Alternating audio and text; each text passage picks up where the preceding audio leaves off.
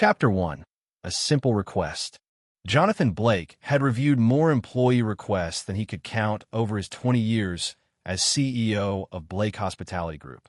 Most of them were typical shift swaps, clarifications about paychecks, vacation days, grievances about scheduling. The usual noise that came with running a large company in the fast-paced restaurant industry. That night, however, as he sat alone in his corner office on the 21st floor, the city lights casting reflections on the polished mahogany desk, one message pulled his attention away from the spreadsheets and quarterly reports. It wasn't a complaint. It wasn't even a suggestion. It was short, almost painfully so. Just one line. Would it be possible to take home any leftover meals after my shift? Jonathan frowned as he read it a second, then a third time.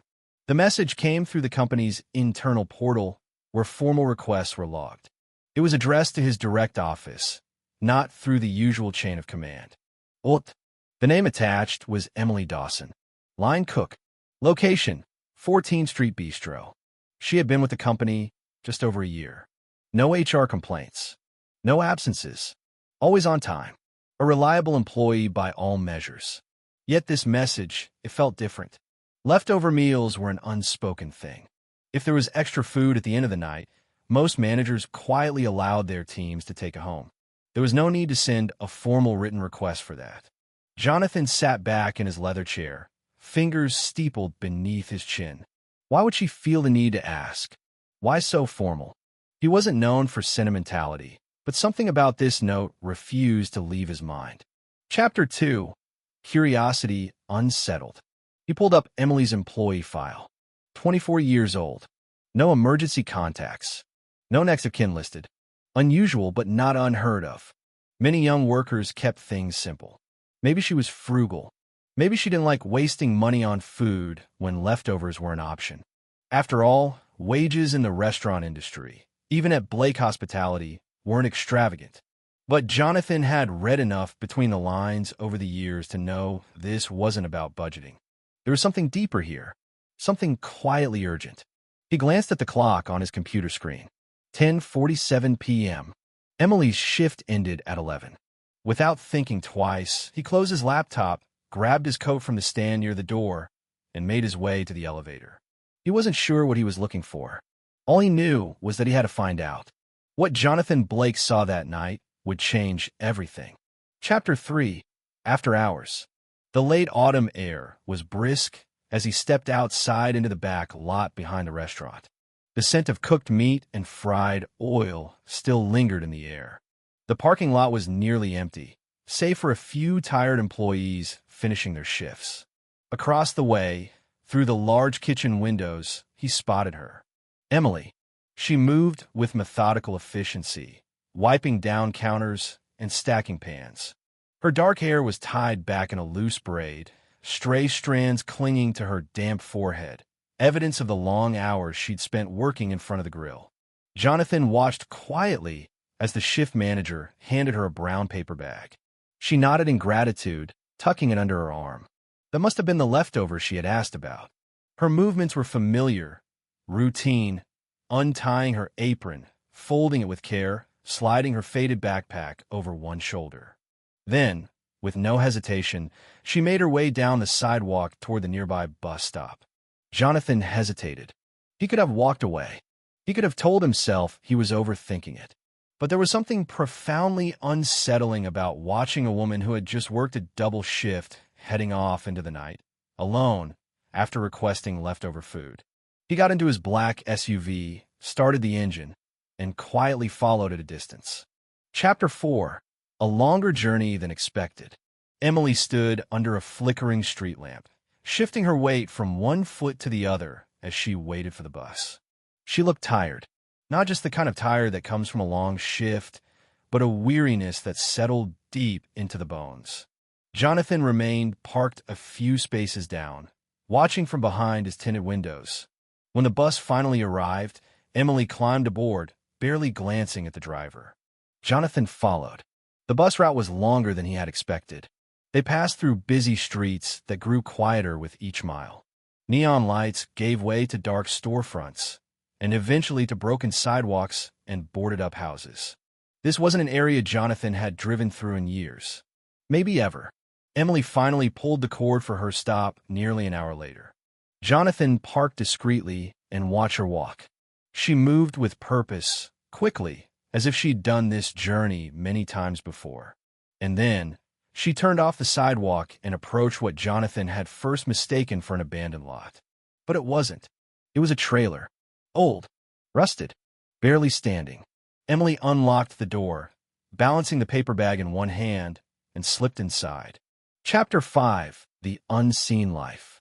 Jonathan stayed in his vehicle, stunned. This wasn't what he had expected. But what he saw next hit him even harder. As the dim light flickered on inside the trailer, Jonathan leaned forward slightly. He could see 3 small figures rush toward Emily the second she stepped through the door. Children. They threw their arms around her waist, laughing quietly. She smiled, exhaustion melting away for a moment. An older woman appeared, frail and slow-moving, her gray hair thin and unkempt. Emily guided her gently to a chair, speaking softly. Jonathan watched as Emily unpacked the food carefully, dividing it among 4 plates. Not 5, 4 plates. The children ate first, devouring the food like they hadn't eaten all day. The elderly woman ate slowly, her hands trembling as she lifted the fork. Emily sat down with them, smiling and nodding as the kids talked between bites. But she didn't eat. She pretended, cutting food into smaller pieces, pushing it around her plate. But she didn't take a single bite. She was giving her portion to them. Jonathan's chest tightened. He thought about his dinner earlier that evening: grilled salmon with lemon butter, truffle risotto, a bottle of vintage wine. The bill had been more than Emily probably made in 2 weeks. And here she was, starving in silence. Chapter 6. Sacrifices Unseen. As the meal ended, Emily gathered the plates and washed them in a small basin. The children yawned and stretched, moving toward a curtained-off corner. The older woman shuffled to a recliner. Jonathan realized, with a jolt, that there was no second bedroom, no beds. Then he saw it. A thin mattress in the corner of the kitchen area. A single blanket neatly folded on top. That was Emily's bed. Jonathan sat back, numb. This wasn't just poverty. This was desperation, and he had never known. Chapter 7. Revelation. Jonathan stayed there, watching long after the lights inside the trailer went out. His mind raced. How had he missed this? How many other employees were living like this? For years, he had prided himself on running a people-first company. He attended board meetings that touted employee well-being as a core value. Yet here was Emily, one of his hardest-working employees, living in conditions he wouldn't have thought possible in his organization. And he realized something even harder to swallow. This wasn't Emily's failure. It was his. Chapter 8. Resolve. Jonathan picked up his phone and called Matthew, his head of operations. "It's after midnight," Matthew mumbled. Jonathan's tone was steel. "It's not okay, Matt.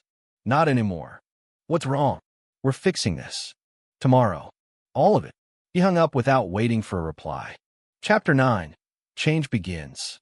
By sunrise, Jonathan was already in the office, waiting for his leadership team. Policies that had remained unchanged for years were rewritten by noon. Leftover food? No longer a casual perk. It was now a formal program. Employees could take meals home, no questions asked. Wages? Reevaluated and raised. No full-time worker would ever have to choose between rent and groceries again. Emergency assistance? A new program was launched to provide financial support for employees in crisis. And Emily? She was called into her manager's office. At first, she braced herself for bad news. But instead, she was handed an envelope. Inside was a raise significant enough to move her family into an apartment. Enough to eat without guilt. Enough to breathe again. Chapter 10. Leadership Redefined. Jonathan Blake came to work that morning as a CEO. He left as a leader. He knew there were more Emilis out there, people quietly carrying burdens no one saw. And he vowed to find them, to fix what he could, and never again let the silence hide their struggles. Because it's never just about running a business. It's about taking care of the people who make it possible. The end, or maybe the beginning. Moral of the story. How many people around us are struggling in silence? How often do we look the other way? If you have the power to help, even in the smallest way, don't wait. Do something today.